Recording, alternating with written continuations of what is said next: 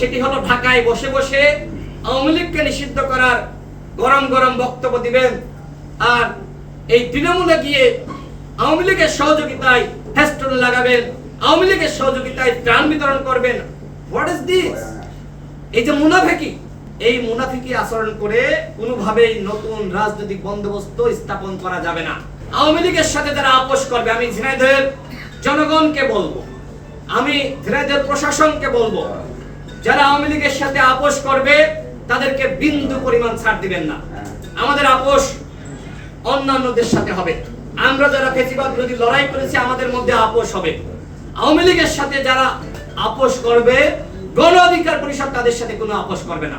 বৈষম্য বিরোধী ছাত্র আন্দোলনের নেতারা আমার কাছে ছবি পাঠিয়েছে যে মিছিল মিটিং হচ্ছে, তাদের মানে ওই নতুন রাজনৈতিক বন্দোবস্ত যারা করতে চাচ্ছে তারা আওয়ামী লীগের ছাত্রলীগের মাস্তানদের সাথে নিয়ে তারা হচ্ছে মিছিল মিটিং করছে। এই মোবাইলে আপনারা সাংবাদিক ভাইরা আপনারা দেখতে পারেন।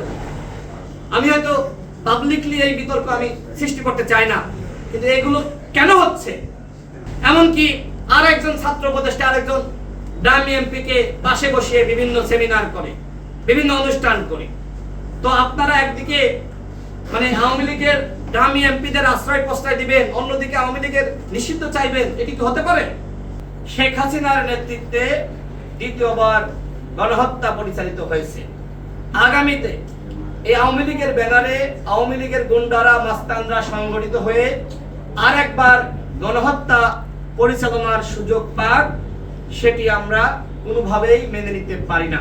আর এই কারণে গণ অধিকার পরিষদের পক্ষ থেকে প্রস্তাব করা হয়েছে জাতীয় সংলাপ আহ্বান করে আওয়ামী লীগকে নিষিদ্ধ করতে হবে সরকারি সিদ্ধান্তে এবং রাজনৈতিক সিদ্ধান্তে।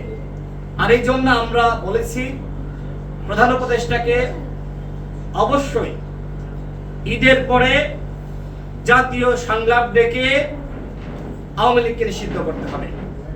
সরকারের একজন উপদেষ্টা যাকে মুখপাত্র বলা হয় মাহফুজ আলম বলেছেন যে সরকার এককভাবে সিদ্ধান্ত নিয়ে আওয়ামী লীগকে নিষিদ্ধ করতে পারে না।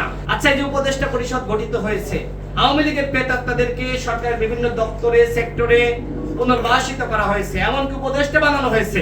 তখন কি জনগণের ম্যান্ডেট লেগেছিল? সুতরাং এখন কেন আপনারা বলছেন যে আওয়ামী লীগকে নিষিদ্ধ করতে সরকার একা সিদ্ধান্ত নিতে পারবে না? সরকার তো এককভাবে সিদ্ধান্ত নিলে আমাদের কোনো আপত্তি নাই, যদি সেই সিদ্ধান্ত জনগণকে কেন্দ্র করে নেওয়া হয়। আমাদের স্পষ্ট দাবি হলো আওয়ামী লীগকে অবশ্যই নিষিদ্ধ করতে হবে।